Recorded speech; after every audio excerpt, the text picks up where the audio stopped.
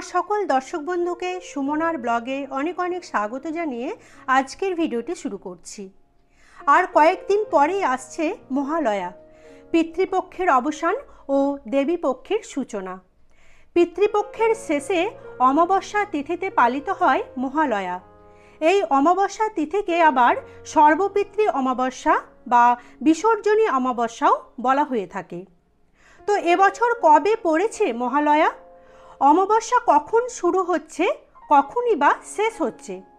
এছাড়াও এবছর অর্থাৎ 2024 সালে মহালয়ার দিন পড়েছে বলয়গ্রাস সূর্যগ্রহণ। তাই মহালয়ার দিন কি কি কাজ ভুলেও করা উচিত নয় এবং কোন কোন কাজ অতি অবশ্যই করা উচিত, এই সমস্ত বিষয় নিয়ে আমি আজকের ভিডিওতে আলোচনা করব। তাই তোমরা ভিডিওটি মনোযোগ সহকারে শুনে নিজের আত্মীয় ও পরিজনদের সাথে শেয়ার করে নিও, এতে সবার খুব উপকার হবে বলে আশা রাখছি। মহালয়া পিতৃপক্ষের অবসান ও দেবীপক্ষের সূচনার সন্ধিক্ষণে হয়ে থাকে। এই তিথিটি শুভ নয় বলে মানা হয়, তবে এই দিনে বিশেষ কিছু কাজ করলে সারা বছর ভালো কাটতে বাধ্য। ঠিক তেমনই কিছু কিছু কাজ আছে যেগুলি করা একেবারেই উচিত নয়। এবছর বাংলার 15ই আশ্বিন 1431, ইংরাজির 2রা অক্টোবর 2024 বুধবার পড়েছে মহালয়া।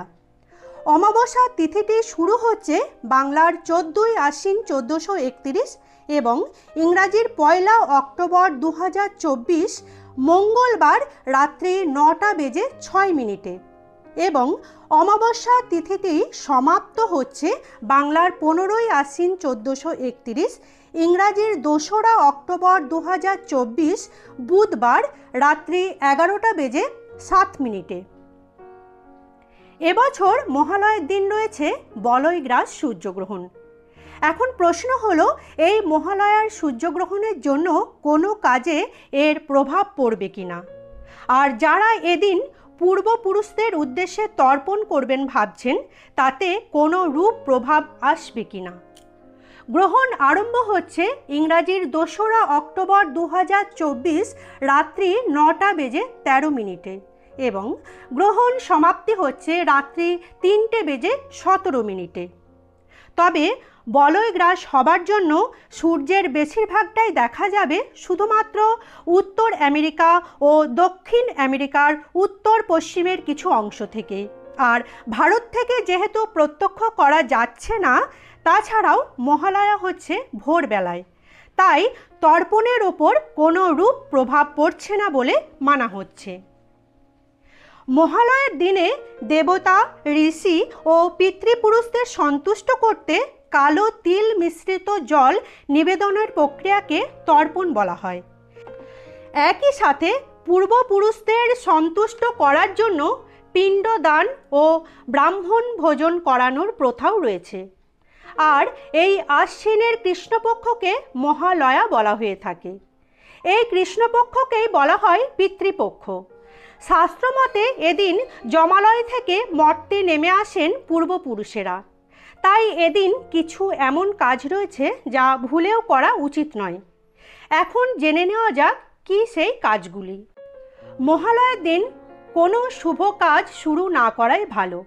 এমনকি এদিন বাড়িতে থাকা পাত্রপাত্রীর বিয়ের তারিখও ঠিক করা উচিত নয়। এছাড়াও এদিন নতুন বাড়ি গাড়ি না কেনাই ভালো। আবার যারা নতুন ব্যবসা শুরু করবেন বলে ভাবছেন, এদিন ব্যবসা শুরু না করাই ভালো। মহালয়ার দিন যেহেতু পূর্বপুরুষদের উদ্দেশ্যে জল অর্পণ করা হয়, তাই এদিন আমিষ জাতীয় খাবার একেবারেই খাওয়া উচিত নয়। এমনকি এদিন পূর্বপুরুষদের ছবির সামনে আমিষ খাবার দেওয়াও যাবে না। সাধারণত আমরা পূর্বপুরুষদের উদ্দেশ্যে তার প্রিয় খাবার দিয়ে থাকি, তাই সেই খাবারের মধ্যে যেন কোনো রূপ আমিষ খাবার না থাকে সেদিকে আমাদের খেয়াল রাখতে হবে। যিনি তর্পণ করবেন তিনি যেন এদিন ভুলেও চুল দাড়ি কাটবেন না। এমনকি মহিলাদেরও এদিন নখ চুল কাটা উচিত নয়। মহালয়ার দিন কোনো নেশা জাতীয় দ্রব্য ব্যবহার করা উচিত নয়। এদিন ধূমপান, মদ্যপান একেবারেই নিষেধ রয়েছে।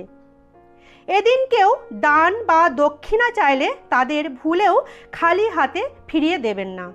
এমনকি বাড়িতে কোনো ভিক্ষুক এলে তাকে খালি পেটে ফিরিয়ে দিতে নেই। তাদের কিছু হলেও খাবার হাতে দিয়ে তবে ফিরিয়ে দিতে হয়। তাই এদিন আটা, চাল, মুড়ি দান দেওয়া যেতে পারে। এবার বলি বন্ধুরা, মহালয়ার দিন কোন কোন কাজগুলি অতি অবশ্যই করা উচিত। বিশেষ করে যারা তর্পণ করবেন তাদের কিছু কাজ মেনে চলা উচিত। এদিন খুব ভোরে ঘুম থেকে উঠে স্নান করে নিতে হবে। খুব ভালো হয় যদি ওই স্নানের জলে সামান্য গঙ্গা জল এবং হলুদ মিশিয়ে দেওয়া যায়। ছেলেদের এদিন ধুতি বা সাদা রঙের পোশাক পরে পূর্বপুরুষদের উদ্দেশ্যে তর্পণ করা উচিত। আর যতক্ষণ না তর্পণ হচ্ছে ততক্ষণ কিছু খাবার না খাওয়াই ভালো।